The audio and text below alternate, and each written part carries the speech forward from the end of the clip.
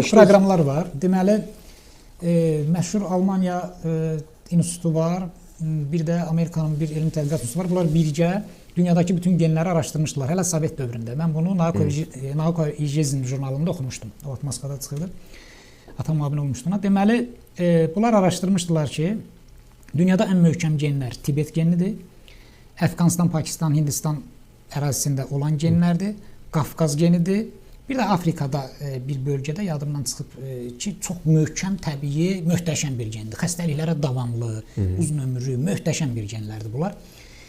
Deməli, bu SSR-yə müdaxilə edə bilmirdilər, girə bilmirdilər, amma digər yerlərdə o dediyiniz kimi müəyyən əməliyyatlarla filandan o genləri daşıyırdılar. İnsanlardan hətta qan analizi götürürdülər, o genləri araşdırırlar, köçürürdülər, min dənə oyun çıxarırlar ki, qərb genlərini təmizləsinlər. Yəni çökmüş qərb, Avropa, Amerika genlərini təzələyib həyat versinlər. Bu gün qərbdə aparılan araşdırmalar göstərir ki, kişi spermasının keyfiyyəti 5 dəfə aşağı düşüb, uşaq əmələ gətirmə əmsalı 20%-ə düşüb. Yəni artıq bu yoxdur. Bunların qidalanması, bunların psixologiyası da buna imkan vermir. Hələ o istəməmək başqa şeydir, istəyəndə belə olmur uşaq. Yəni bunu təmizləmək üçün şərqdən dünyanın o güclü yerlərinə. SSR vaxtı bizə müdaxilə etmədi. SSR dağılandan sonra 90-cı illərdə gəldilər burada Qafqazda həmin Alman institutundan Amerikanın təşkilatı birgə genetik təcrübələr apardılar. Bizim üzərimizdə də, ermənilərin üzərində də, gürcülərin, çiçənlərin deməli tədqiqatlar apardılar. Güya həkimlər gəlib yardım üçün, güya dərmanlar paylayırlar qaçqınlara, falana. Belə tədqiqatlar apardılar. Genin davamlılığını yoxlayırlar, nümunələr götürürlər, apardılar. 1000 dənə oyunlar çıxartdılar burada. O barədə o vaxtı bəzi tədqiqatlar var idi. Sonradan indi ortada yoxdur, bu məlumatlar bilinmir. Amma başqa ölkələrdə də bunu aparıblar.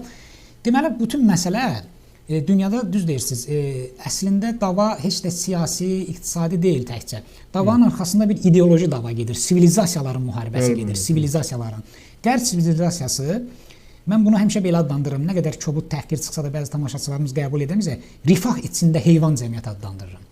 Məsələn, Amerika cəmiyyəti belə adlandırmaq lazımdır. Bəli, həmişə deyirlər ki, yox, orada yaxşı pul qazanmaq, bəli, bunlar məlumdur. Yaxşı pul qazanmaq imkanları var, biznes var, zənginlik var, bəli, var, bunu təmin edirlər. Çünki dünya ölkələrini durmadan istismar edib ora daşıyırlar, dayanmadan bütün dünya ölkələrini. Bu olacaq.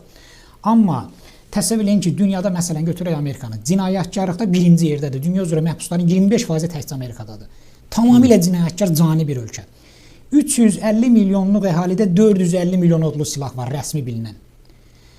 Ondan sonra zorlamalar üzrə birinci yerdədir, abortlar üzrə birinci yerdədir, əxlaqsızlıq üzrə birinci yerdədir, boşanmalar üzrə birinci. Yəni dünyada nə qədər murdar, şeytani, pis şeylər varsa, hamısında bu cəmiyyət birinci yerdədir.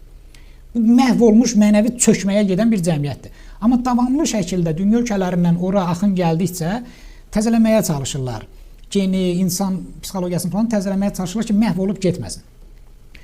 Ona görə də şərq dəyərləri, bir məşhur söz var, Əbu Turxanın sözüdür deyəsən, deyir ki, Qərbin siyasəti işi budur ki, öz dəyərlərini bütün dünyaya qəbul etdirsin, otuzdursun ki, dünyanı özünə tabi eləsin. Şərq isə deyir, öz dəyərlərini arxa plan atıb, onların dəyərlərini götürməyə çalışır. Bugün baxın, bizə də baxın, Türkiyədə baxın, digərlərinə baxın, hamı Avropalaşmaq, o dəyərlərlə yaşamaq. Niyə ki? Öz dəyərlərimizə nə gəlir ki? Biz öz dəyərlərimizi itirdikcə, məhv elədikcə, mənəvi çöküşə gedirik, sosial çöküşə gedirik. Deməli, məsələyə biraz başqa tərəfdən baxmaq lazımdır. Dünyada inteqrasiya da olmalıdır, qloballaşma da olmalıdır, amma hansı istiqamətlərdə necə? Dəfələrlə deyilib, təkrar eləmək biraz düz çıxmır. Biz qərbdən götürə bilərik texnologiyanı, elmi, hüquqi sistemi, müəyyən bu şeyləri götürə bilərik. Amma mənəvi sistemləri, sosial institutlar bunları götürməli deyilik. Bizim özümüzdə bu möhkəmdir. Qərb bunu bizdən götürməyə çalışır. Biz niyə özümüzünkünü məhv edib onlara getməliyik ki? Yəni elə bu ailə məsələsi də onun içində olmaq şərtinə.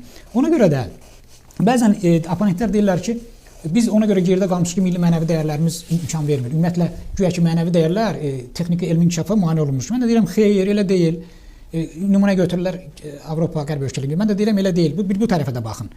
Yaponiyanın, Çinin timsalına baxın. Çox mühafizəkar, öz milli, dini, adət-ənənələrini saxlayaraq, yenə də dünyanın ən inkişaf eləmiş xalqlarından, ölkələrindən biridir, elmi, texnoloji cəhətdən. Deməli, bu buna mane olmur. Sizə kim deyib ki, bunu qarşı-qarşıya qoymalısınız ki, yəni sən inkişaf eləmək üçün mütləq əxlaqsızlaşmalısan, mənəvi dəyərlərə tüpürməlisən. Harada görünüb ki, belə bir şey? Məsələn, qadın azadlığı adı qoyub, qadın ailə ilə işini qarşı-qarşıya qoyurlar. Niyə ki? Sovet dövründə mən yüzlərlə alim tanıyırdım ki, qadındır, tanınmış alimlərdən biridir, elmləri, kəşfləri var. Məsələn, ailəsini də qoruyur, saxlayır, qəşəng 5-6 uşağına da baxır, ailəsinə də baxır. Bu necə olurdu? Yəni bu niyə bir-birinə mane olmalıdır ki, qadın bütün sahələrdə qadınlar işləyirdi. Bütün ictimai sahələrdə, siyasi sahələrdə, elmi sahələrdə və hamısının da gözəl ailəsi var idi. Kim bunlara deyib ki, sən əgər karyera qurmaq, elmi, texnoloji, biznes inkişafında irəli getmək üçün ailəni turlamalısan kənara. Harda yazılıb bu? Niyə belə olmalıdır? Hansı məntiqlə? Yəni bu təbliğatı bizim gənclərin beyninə kimlər yerləşdirir?